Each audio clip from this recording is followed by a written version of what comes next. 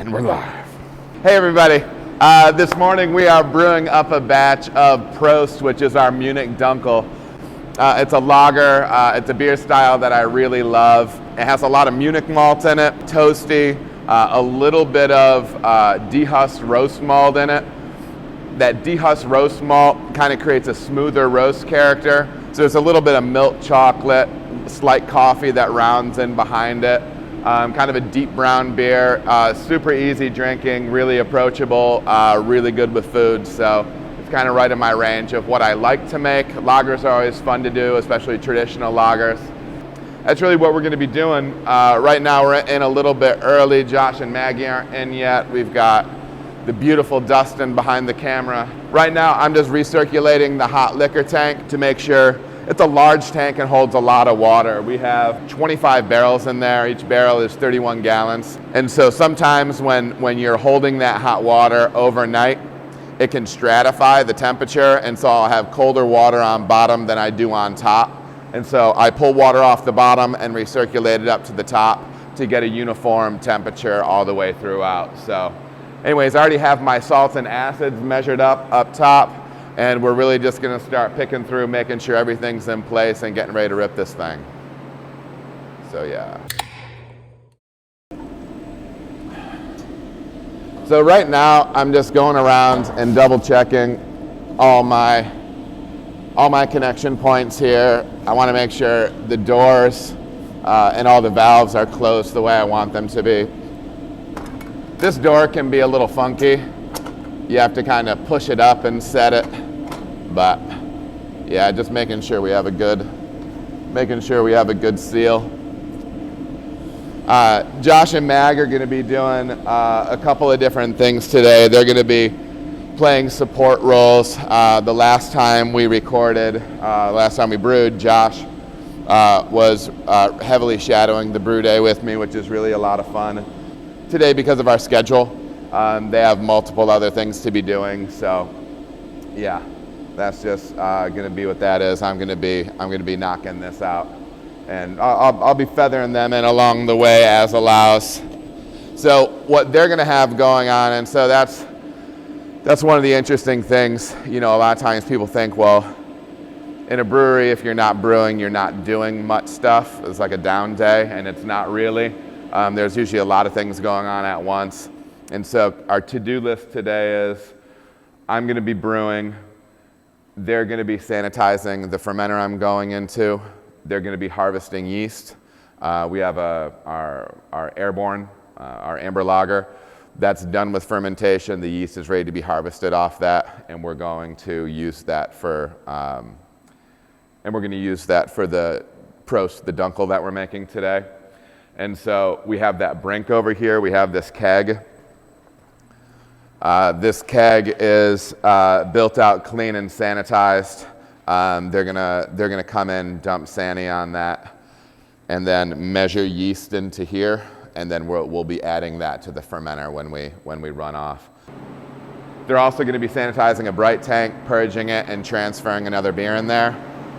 So it's really going to be a full day for them as we're doing this stuff. So yeah, kind of a typical day where we're juggling a handful of things. So they'll also have to prep the cooler for the weekend, making sure we have enough beer down and everything like that. So yeah, want to get some coffee?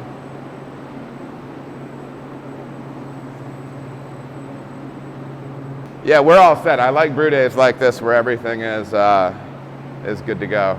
I have my branded coffee mug. I like to be friendly when I drink my coffee, so the bottom says hello. We build teams here, Dustin. We're gonna see the inner workings. Yeah, get it all. It's all. I mean, how can it not be gold?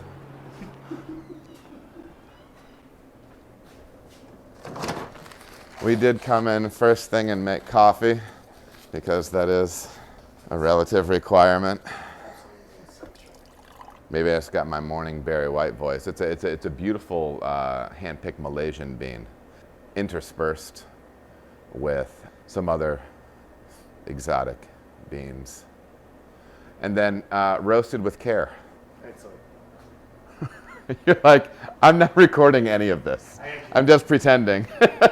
So one of the fun things about this beer is you'll find out this morning is that this room's gonna smell great. This is one of those mashes that is just fantastic. Munich malt has this rich, toasty, maybe kind of like a little bit of bread crust, but it has like its own sweetness to it. It's really awesome. Makes a really killer beer, and this recipe is really simple, and a lot of these German beers are like that. Lagers are really meant to, because lager yeast doesn't contribute a tremendous amount of flavor and aroma. They really get out of the way. They're very clean. It just really features the malt, and so simple grain bill, good malt, and it's fun. I love it. All right, so we are ready to start mashing in. What we're going to be doing is we're going to be taking water from the hot liquor tank right here and pumping it up through here. We have a flow meter right here that's going to allow me to track the volume of water that I'm using. And we're going to go up into the mash tun. So I'm going to get that water dropping.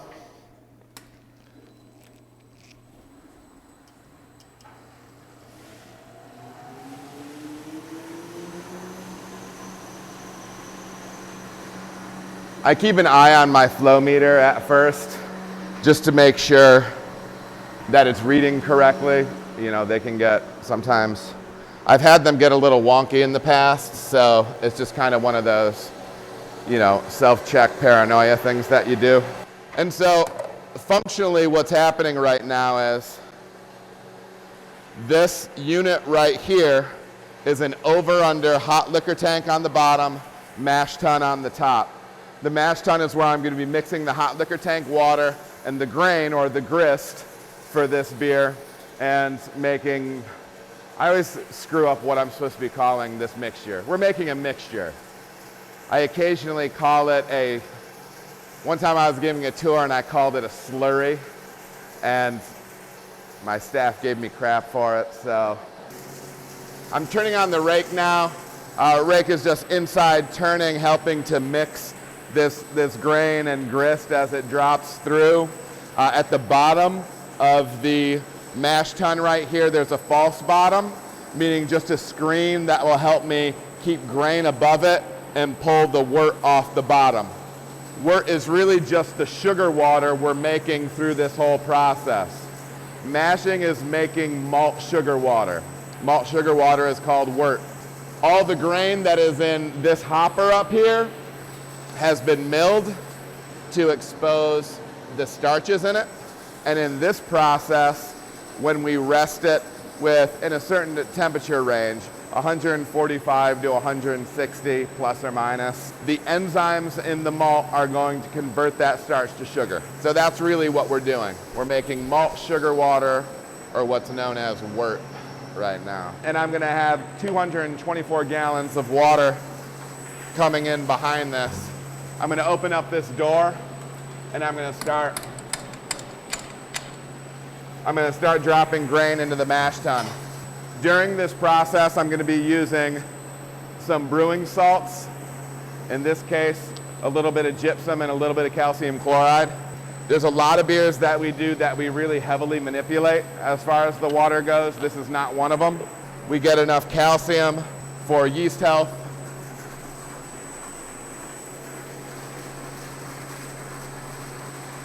And then we build that water profile back up with a little bit of sulfate and a little bit of chloride. Sulfate helps to make the beer, you can kind of argue, a little bit more crisp. I think more functionally, the best way to look at sulfate in beer is to say that if you're looking through a pair of binoculars and it's fuzzy, and then you use the little ring to make it come into focus, I think sulfate helps to put the bitterness into focus a little bit. It doesn't make a beer more bitter, but it just makes it more defined, the bitterness. We also have some chloride in here, a good mix of both. Chloride helps to pull up and lift up some of the malt character in the beer, make it a little softer, a little bit rounder. Dude, it smells so good. This is one of my favorites. Darker beers, for some reason, for me, just They smell the best in the mash tun, man. That part will never get old for me.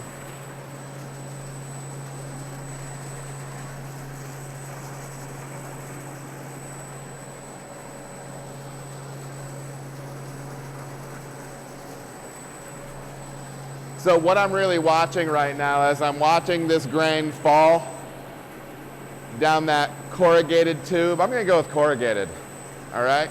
So grain is coming down here, falling through this grist hydrator, and there's hot liquor tank water coming in here, and it mixes. It hydrates the grain right here, the grist right here, and then drops it into the tank. Dude, it smells amazing, doesn't it? Can you smell it yet? Yeah, dude. So good.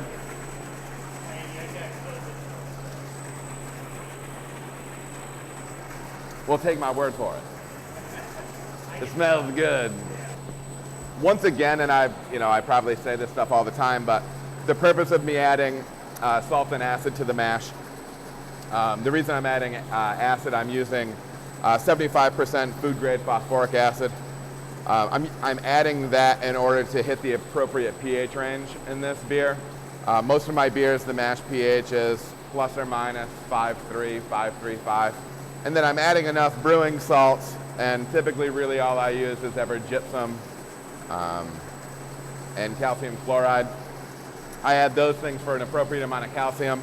And then I kind of treat, I've heard it described before by the great John Palmer, that messing with your water is kind of like the salt and pepper in a dish.